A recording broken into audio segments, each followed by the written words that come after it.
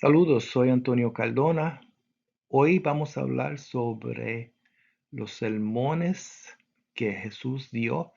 Al principio, Él dio unos sermones que están en la Biblia, en Mateo 5, en Lucas 6 y en otros lugares de Lucas. No se encuentran en ningún otro lugar de la Biblia, no se encuentran en Juan ni en Marcos.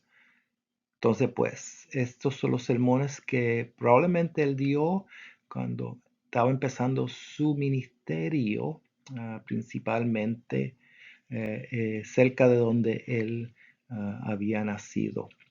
Y él dice Mateo que estuvo orando toda la noche y bajó de estar orando, escogió apóstoles y luego empezó a enseñarle a ellos y a la gente. En general, los sermones, esto que conocemos como los sermones del monte, um, uno dice ser dado en el plano, son similares, tienen muchas cosas similares, pues los que están envueltos en hablar público o dar sermones o tales cosas así, saben que las ideas que uno tiene las utiliza y las dice unas cuantas veces, pues una buena idea es una buena idea, no importa cuándo se digan y si se dice más de una vez, en general, buenas ideas se dicen más de una vez. Entonces, pues me parece que estos eran dos sermones que Jesús dio y las dio en diferentes tiempos y con diferentes enfoques.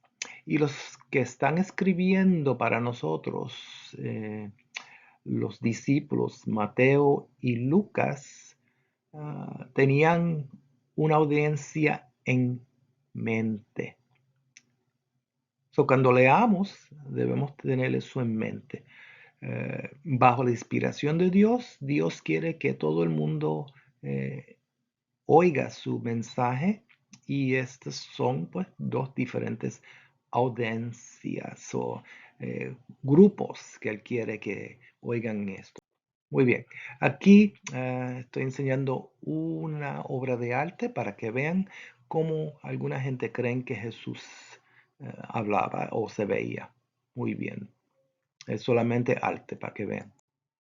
Muy bien, este es donde ven aquí eh, el lugar pequeño, la cajita que ven ahí, así, donde Jesús tuvo su influencia. Y aunque fue pequeño el lugar donde él estuvo, no viajó a muchos lugares, eh, pero su influencia y el de los apóstoles y del mundo cristiano ha sido bastante poderoso, más que cualquier otro mundo, religión, vamos a decir, o mensaje. Muy bien. ¿Ok? Eso eran como algunas 30, 40 millas. Aquí ven el tiempo, en cuanto a tiempo, todo lo que se tomó para llegar a Jesús. Lo pueden ver hacia arriba en la parte superior de esa tabla. Muy bien, so, Jesús se encuentra en el mundo romano. El mundo romano había conquistado a los judíos y él se encontraba en eso. Y yo he hablado de esto en otros lugares, en otras grabaciones. Muy bien. So, el mensaje de Jesús, que era similar al de Juan el Bautista al principio, y luego cambia sumamente para hablar sobre qué verdaderamente es el reinado de Dios, reinado espiritual que él está hablando sobre él. Pues, ¿qué es esto? Cuando uno lee los evangelios, usted ve que Jesús está directamente envuelto en dar un mensaje que tiene que ver como cómo vivir espiritualmente. Eso es el punto de él. No está hablando de un reinado físico. Todo el mundo que él encontraba probablemente tenía en mente de que el Mesías o el Salvador del mundo que se esperaba desde a Samuel en adelante y aún hasta antes, sería alguien que traía un reinado físico, militar o económico. Y no es así. Eso no es lo que tenía en mente el Mesías, Jesucristo. ¿Qué es el reinado de Dios? Pues simplemente es el lugar donde el deseo de Dios se hace. No es geopolítico, no es económico, es los que viven la vida espiritual que Jesús dice. Por ejemplo, en Juan 18:36, Él está hablando y Él dice que mi reinado no es de este mundo, es de otro lugar y no es específico dónde es. Pues probablemente es parte de los cielos que ha bajado y ya está aquí entre nosotros.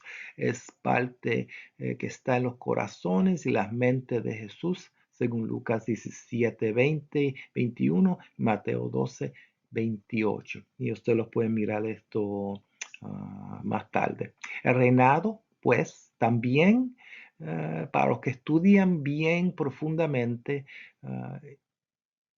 ven que el reinado de Dios es el, la morada de Dios vía los creyentes que son parte de la iglesia. En 1 Corintios 15, 24, Colosenses 1, 13, Hebreos 12, 28, habla de eso. Apocalipsis 1, 6, indica que es la influencia de Dios sobre los creyentes.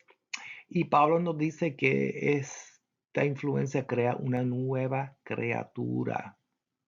Nos, nos ha dado un reinado, dice Pedro en 2 Pedro 9:10. Muy bien, su reinado es un mundo espiritual, no físico, pero todos los que oían a Jesús estaban esperando y creían que él iba a ser un Mesías físico, militar y poderoso en esa manera. ¿Ok? Muy bien. So, ¿qué estamos hablando? Estamos hablando de la vida y las enseñanzas de Jesús que incluyen este sermón. ¿Ok? Y algunos creen que este es uno de ellos, en que sea fue en el monte de Carazim. No importa dónde fue en esa área que yo enseñé anteriormente. Y probablemente eran dos sermones independientes uno del otro, aunque los dos tenían similares cosas. Como dije, un buen sermón se predica más de una vez. ¿Y cuáles de ustedes no dicen historias de su vida otra vez y otra vez, siempre que visita un familiar o alguien? ¿Ok? Muy bien. Um, Como dije antes, es algo que se predicó probablemente en el empezar de los mensajes de cómo ser personas del reinado que él tenía en mente, de cómo ser espirituales. Y en general, Mateo se ve como un libro o un libreto, unos puntos para la iglesia para ser cristianos. Los dos sermones traen puntos que son buenos para ser cristianos y se esperan que mediante la audiencia que trae, pues una audiencia Mateo es para cristianos judíos que habían creído y él estaba hablando para ellos y estaba hablando también para los judíos que no creían en él, que era lo que él tenía en mente. Muy bien. Lucas está hablando para gentiles. Pues puedes ver la diferencia cuando lee los dos sermones, vamos a decir, porque el de Lucas no habla de leyes ni cosas así, porque la audiencia de Lucas no hubiera entendido las cosas judaicas en general. Muy bien. Son dos audiencias. ¿Ok? Pues, ¿y qué pensaban los judíos que probablemente estaban huyendo? Y muchas otras gente, aún algunos de los que serían apóstoles, que serían los que traían al mundo el cristianismo. Pues creían probablemente que militarmente él iba a hacer algo contra Roma porque el vituperio y el castigo que Roma tenía era fuerte, según ellos, veían cosas malas con que los romanos estuvieran sobre ellos. Ellos probablemente creían que un Mesías iba a traer liberación militar, que era lo que esperaban. Ellos esperaban un rey como David, militarmente, económico, y cultural. Pero no fue así, eso no es lo que Jesús tenía en mente. Los judíos pues esperaban que el Mesías fuera económico. Y algo que los judíos aún hoy creen es que el Mesías que muchos nosotros leemos Isaías 53, ellos creen que ese Mesías no es una persona, pero es la nación de Israel. So, ese es el siervo que sufre. ¿Okay? Ellos esperaban una teocracia judía. Esperaba que el Mesías sufrido fuera esa ah, situación, fuera una nación. ¿Ok? Muy bien. So, muy bien. So, ¿qué es lo que Mateo dice? Bueno, Cristo había orado toda la noche, como yo dije, y había escogido sus discípulos, según Lucas 6, y entonces está hablando a sus um, discípulos y al judío que estaban ahí. Y él estaba hablando, pues, en Mateo más de obedecer, menos que Lucas. En el Evangelio de Lucas, el sermón habla un poquito más de algo social, de un evangelio social, vamos a decir, de algo que se expande al mundo gentil. Pues habla de los puros en corazón en Mateo, que si tú le hablarías a un gentil sobre eso, probablemente no entendería mucho de eso. Muy bien. Solamente los dos escritores tienen dos poblaciones. De cualquier manera, ¿qué más podemos decir sobre estos sermones? No solamente son extraordinarios ah, mensajes que mucha gente, aún no creyentes, utilizan como ideas filosóficas, ideas que son extraordinariamente. ah, Gandhi probablemente hablaba de Jesús de la Biblia y utiliza estos sermones diciendo qué cosa extraordinaria trajo, aunque él dijo que yo me gustan las ideas, pero no puedo ser creyente de él. De cualquier manera, él no es el único que hace eso. Mucha gente cree que las ideas de Jesús fueron extraordinarias y muy bienvenidas a la mente de la gente, pero no quieren dedicarse a ser cristianos. De cualquier manera, vamos a decir que los sermones son similares. Un tercio de los sermones se encuentra, o un tercio del sermón de Mateo se encuentra en Lucas, vamos a decir. Los gentiles pues no sabían sobre esas prácticas religiosas, pues Mateo un poquito diferente a Lucas por eso. Pero tienen en común de que hablan de los que son dichosos y usan parábolas. Lucas habla sobre los que están económicamente bien y que velen que no se sientan uh, a esperar que todo siga así, porque por supuesto ellos probablemente sabían algo de qué iba a pasar y probablemente estaban pensando en todos los problemas militares que ocurren. Um, los sermones, pues, que estamos hablando, hablan sobre una reversa en fortuna de la vida. Por ejemplo, habla de los pobres, en Mateo habla de los pobres en espíritus y en Mateo habla de los que son pobres. Pues probablemente los que estaban oyendo el sermón de Jesús que se encuentra en Lucas, pues la enseñanza es que los que son cristianos tengan piedad de los que son pobres, que son la mayoría de la gente, y en sí, en los primeros siglos, la mayoría de los creyentes eran bastante pobres. Y en general, el mundo en general es pobre. Aún en los Estados Unidos hay muy poca gente que son, vamos a decir, ricos o que están súper bien. Muy bien, la mayoría de la gente son pobres y a esta audiencia es que Jesús está hablando. Pues Mateo también habla de los que tienen hambre, pues físicamente hambre.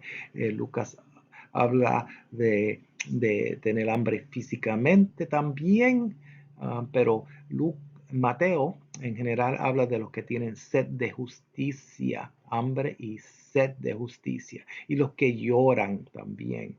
Mateo habla también de los dichosos, pues tiene 9, Lucas tiene 4, y también tienen los ais, lo que duele.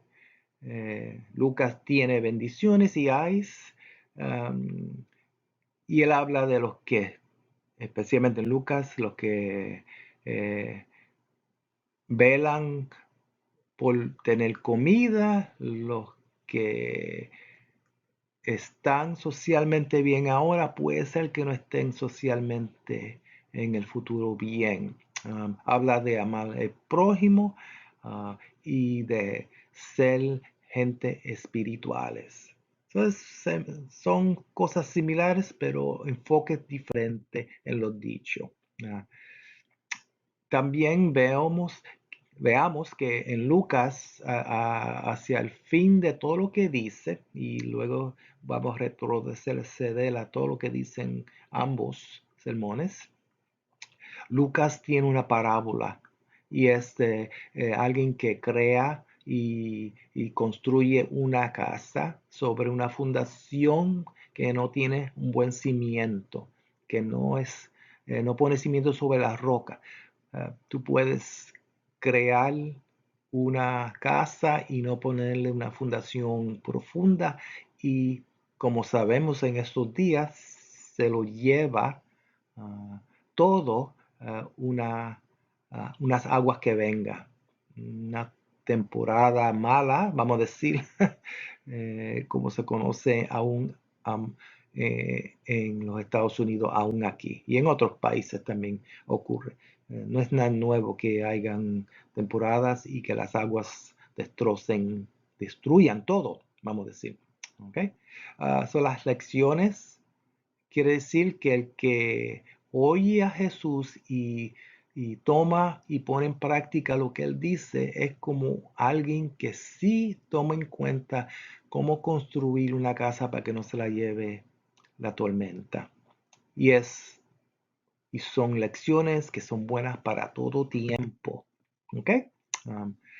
En sí, los sermones que estamos hablando son para cómo comportarse como cristiano. Es como la iglesia debe ser, lo que se espera de la iglesia como pueblo de Dios, como reinado de Dios. En Marcos 9:1 dice que hay aquí algunos que no verán la muerte hasta que vean el reinado venido en poder, y por supuesto eso es cuando en Hechos 2 la creación y fundación de la iglesia existe. El reinado y la iglesia son la misma cosa para Dios. Muy bien. Y cualquiera que lee las escrituras, pues ve que hay muchos lugares donde esa asociación está hecha claramente. Muy bien. Jesús era un profeta, vamos a decir, como Moisés. Pues por eso en Mateo él trae esas leyes. Él es el redentor. Él es el que trae la promesa desde el Antiguo Testamento. Pues en Isaías 7:14, 9:6, capítulo 42 y 43 habla de esto. En Malaquías, en Zaquías, en Samuel, 2 Samuel 7, 12 en adelante y la promesa que Dios le hizo a los patriarcas en Génesis 17. Él es el ungido, elegido y el rey esperado. Y él trae el mensaje que nos trae en el sermón del monte o el plano, dependiendo cuál sermón estés mirando. Como dije, todos los dos tienen cosas similares. Bueno, ¿de qué tratan estos sermones? Religión es el punto primero. Mateo 5:16 habla sobre que los que son creyentes deben ser luz y sal. Muy bien. En Proverbios 19:11 habla de cómo alguien debe ser controlado. En Gálatas 5:22 en adelante nos habla de que no debemos tener coraje y que debemos tener los frutos del Espíritu. Los frutos del Espíritu se encuentran en los sermones que Jesús predicó. Y todo esto trata con qué? Con religión, que tiene que ver con la relación que uno tiene con lo espiritual, con Dios y con Jesucristo. El primer punto es que los sermones tienen que ver con la naturaleza de los creyentes en cuanto a lo que es lo religioso. También trata con otras personas, especialmente Lucas habla de los pobres, habla de la gente que Dios quiere atraer y que cómo nosotros nos debemos comportar con ellos y cómo es la relación que tenemos con ellos. También los sermones estos tratan de enseñar que no debemos crear más complicaciones en la vida como los que estaban oyendo a Jesús habían creado. Entonces, por ese es uno de los problemas que Jesús tenía, porque la religión de los que estaban oyéndole a él se había tan complicado que no era posible vivir una vida espiritual. Muy bien. Mateo 5, 1, y no voy a leer todos los versículos o decir todo lo que dice el evangelista. Uh, de cualquier manera, vamos a decir que dice esto. Viendo la multitud, subió al monte, y por eso decimos que este es el sermón del monte. Lucas dice que se paró en un lugar fijo, plano, que es probablemente cerca de donde él había nacido. De cualquier manera, dice que sentándose vinieron a él sus discípulos. El sermón en general está escrito más para los discípulos, los que serían parte de la iglesia. Y si abriendo su boca les enseñaba. Eso quiere decir que él dijo esto, pero probablemente dijo muchas otras cosas. Se recuerda que en Juan dice que había muchas cosas que Jesús dijo e hizo y no se pueden escribir todas, pues no hay todo el tiempo ni la gente que puedan escribirlos. Y pues esto es lo que tenemos para ayudarnos y es suficiente. Dice bienaventurados, bienvenidos los pobres en espíritu. ¿Qué quiere decir eso? Los que no creen que son tanto que no necesitan a Dios. Los que necesitan a Dios son pobres en espíritus. ¿Por qué? De esta gente, los que están y creen que necesitan a Dios en sus vidas son los espirituales y los de ellos. Dice él, es el reinado de los cielos o el reinado de Dios, que son dos temas que son similares. Es lo mismo. Bienaventurados los que lloran. Probablemente está pensando que hay algunos en la audiencia que están llorando porque ellos recibirán consolación. Y probablemente tiene que ver también con los que eran discípulos de él en ese tiempo, ahí en su presencia. Bienaventurados los mansos. Dice que la gente que son creyentes deben ser mansos y no difíciles, porque de ellos recibirán la tierra por heredad. Y es interesante porque la mayoría de la gente no creen que los mansos van a heredar nada, especialmente no la tierra. ¿Quién hereda en el mundo, los poderosos, los militares, los económicos, los que abusan de la gente. Pues el reinado de él va a ser muy diferente. El mundo espiritual es muy diferente. Bienaventurados los que tienen sed y hambre de justicia, los que van a recibir justicia, lo que es verdaderamente justo y bueno, pues ellos serán saciados.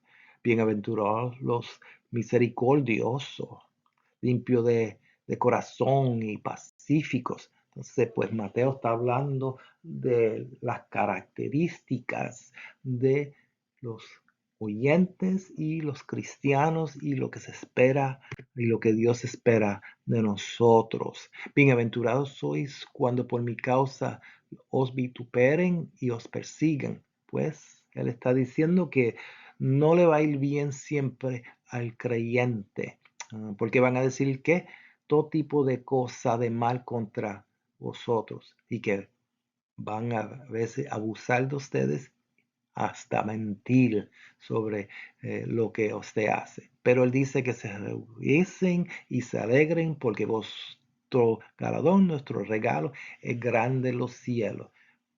Pues así persiguieron a gente anteriormente los profetas. Él dice, ustedes son la sal de la tierra, pues si la sal pierde su salidad, ¿para qué será buena? La sal se usaba para preservar las carnes y cosas para que no se dañaran, pues no tenían neveras como nosotros tenemos y químicas que le echamos a la comida. Pues, ¿qué hacen con la sal? Pues la sal no sirve para nada si no puede hacer eso, ese era el punto. Los cristianos son los que le dan sabor y preservan al mundo. También él dijo que no solamente ustedes son sal, ustedes son la luz del mundo. Son los que ayudan a que se vea claramente lo que está pasando. Y que nadie pone una luz, algo que alumbra, debajo de una cama o de cosas así, pues haga que la luz alumbre frente a los hombres para que esa gente vean quién es usted. Pues os digo que vuestra justicia tiene que ser más poderosa que el de los fariseos, los religiosos. Um, entonces, pues él habla de cuando usted es una persona espiritual, debe ser tan espiritual que tiene buena relación con los que son parte de las creencias suyas, los hermanos. Pues él dice que si tienes algo contra un hermano, cuando vienes al templo, a la iglesia, que si te encuentras en esa situación, debes que ir y arreglar esa situación, que eso es más importante que ir a la iglesia, vamos a decir, es lo que él está diciendo. Deje su ofrenda delante del altar y anda, reconcíliate primero con tu hermano. Y Mateo y Lucas están de acuerdo que este es un punto muy importante. Y habla pues de las cosas sociales el, como trata con el adversario, alguien que tiene problemas y que vele que van a haber, aún siendo espiritual, problemas si no tienes en mente eso. ¿Ok? Muy bien. So es sobre los puntos, algunos puntos de la religión personal. Um, Él habla del divorcio. El punto de divorcio es que Dios espera que la gente que se unen para siempre y que resuelven sus diferencias y que no son abusivos uno con el otro. El divorcio es una cosa legal y entonces pues no voy a hablar mucho de eso, pero voy a decir que el divorcio no ayuda a ninguna de las dos personas y casi siempre tiene que ver con alguien querer maltratar a la otra persona. ¿Ok? Y a veces se divorcian gente porque en sí hay problemas que no se pueden superar. Pero lo que está diciendo Jesús es que esto no debe ser la situación en general para la gente que son creyentes. No que no ocurra, pero que no debe ocurrir en la mayoría de la gente.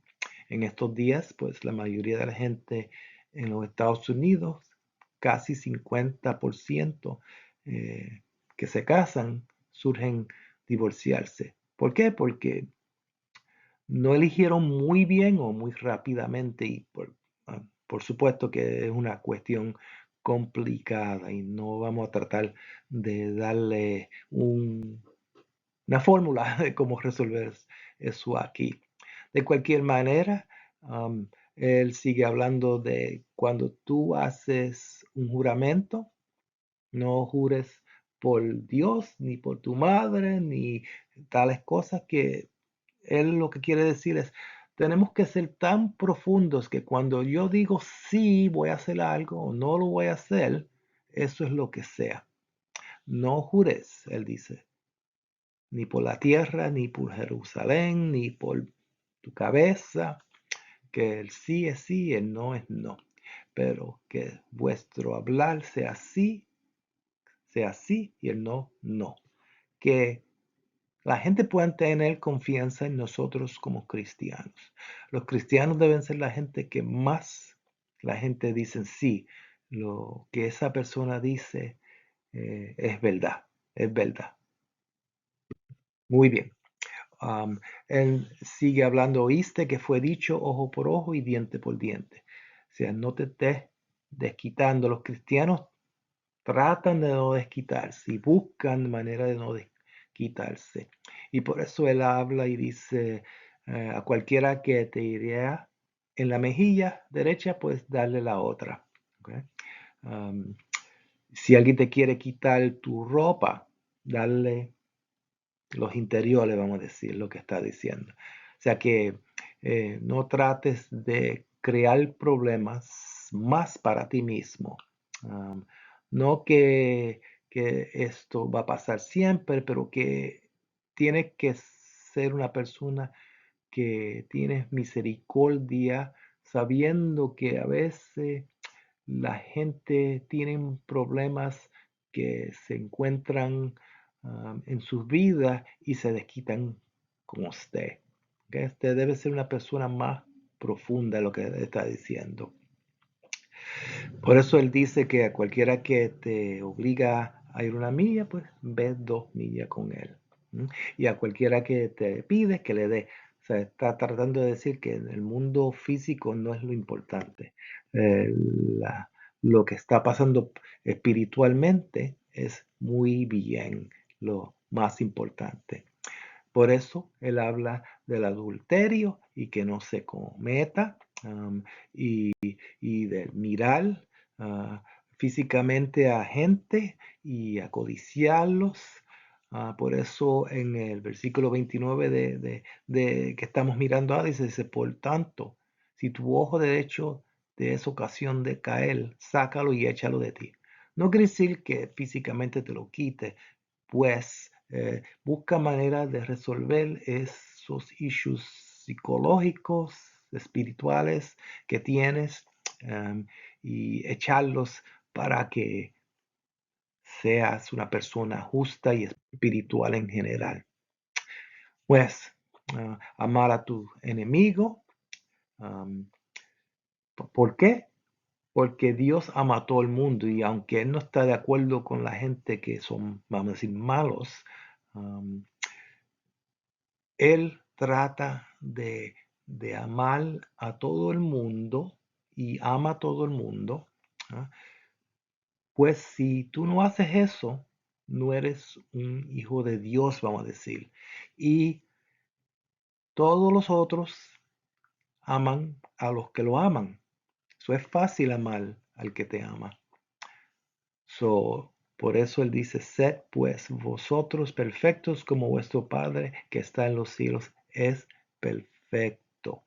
O sea, tratemos de ser perfectos. No es que siempre vamos a ser perfectos, pero la medida que estamos tratando de hacer es de ser perfectos. Estamos tratando de correr hacia la perfección de lo que él dice. Muy bien. Eso era en Mateo más o menos lo que dice. Vamos a ver un poquito del el sermón en el plano. Dice, y descendió, por eso se dice eso, y se detuvo en un lugar llano, en compañía otra vez de los discípulos, y había una gran multitud de toda Judía, de Jerusalén y de Tiro y de Sidón, los lugares donde él tenía más influencia.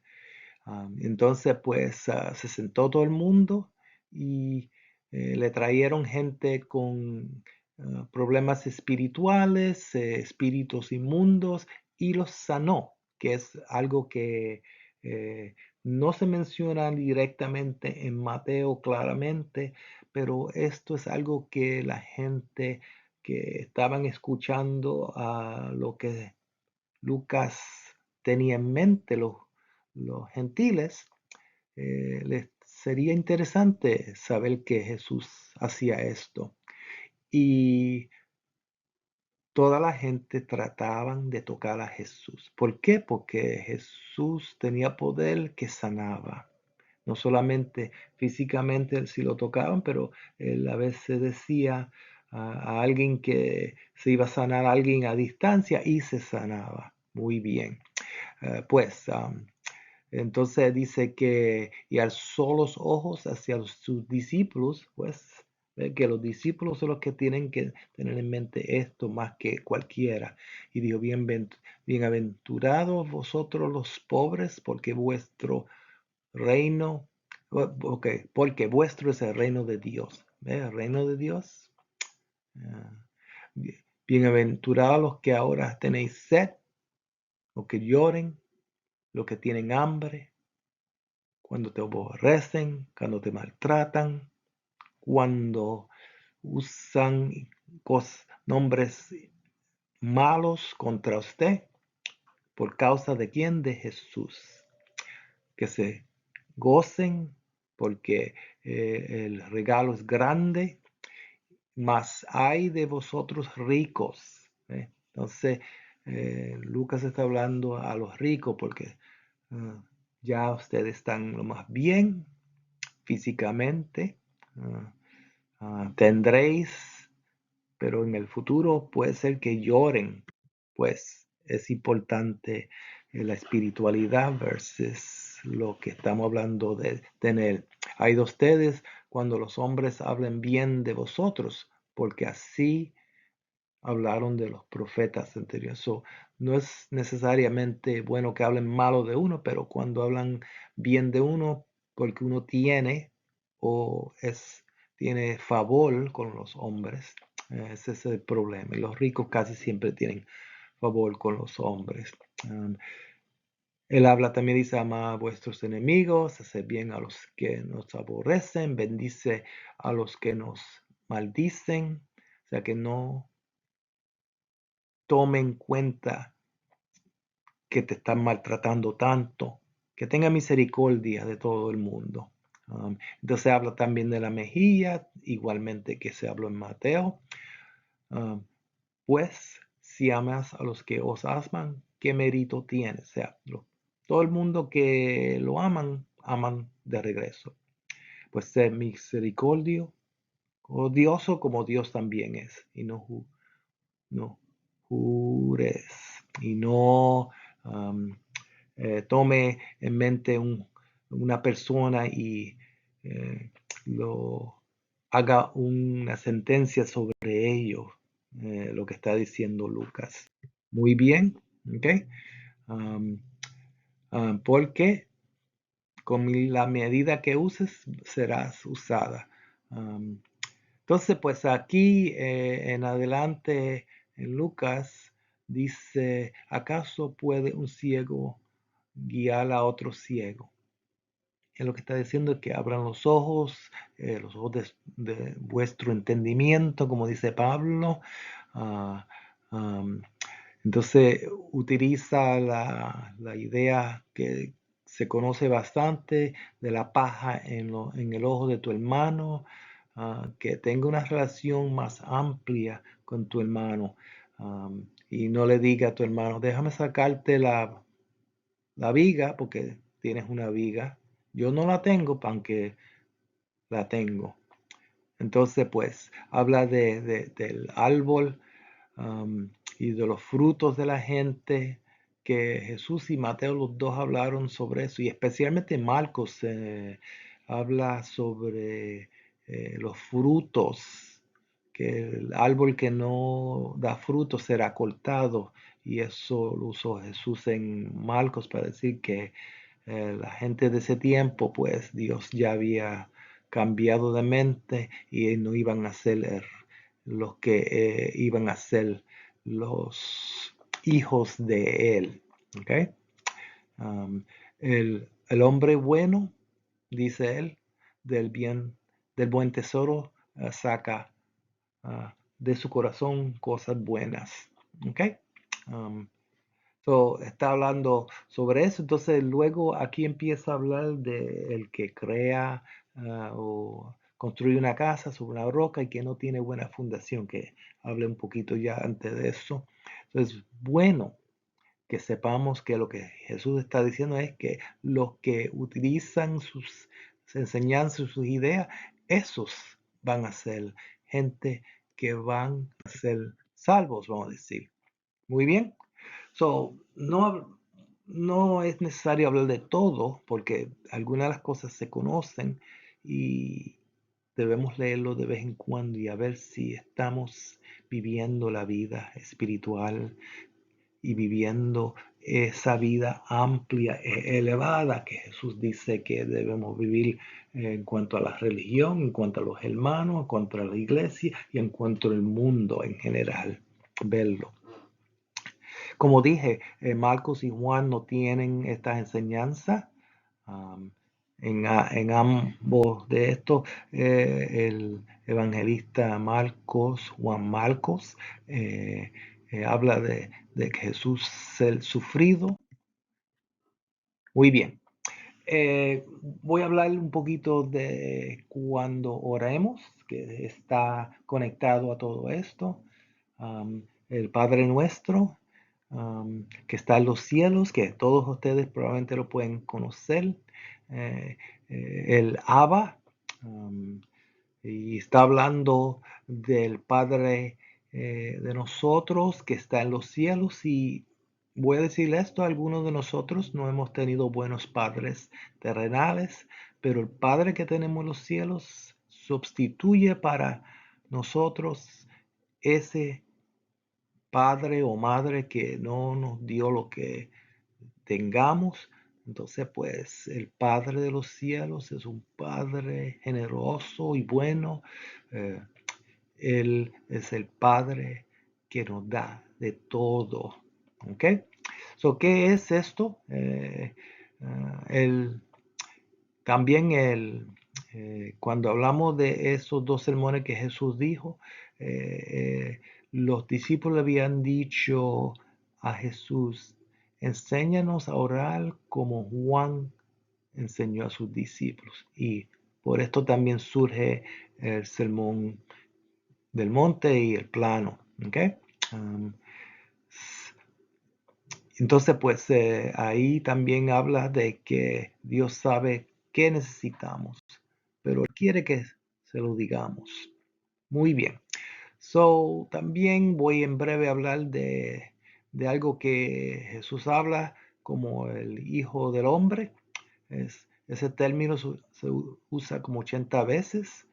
So, ¿quién es Jesús? Pues en Mateo 32, 14, Lucas 26, Juan 10, se refiere a su persona, pero en el libro de Daniel y Ezequiel se usa ese término 90 veces.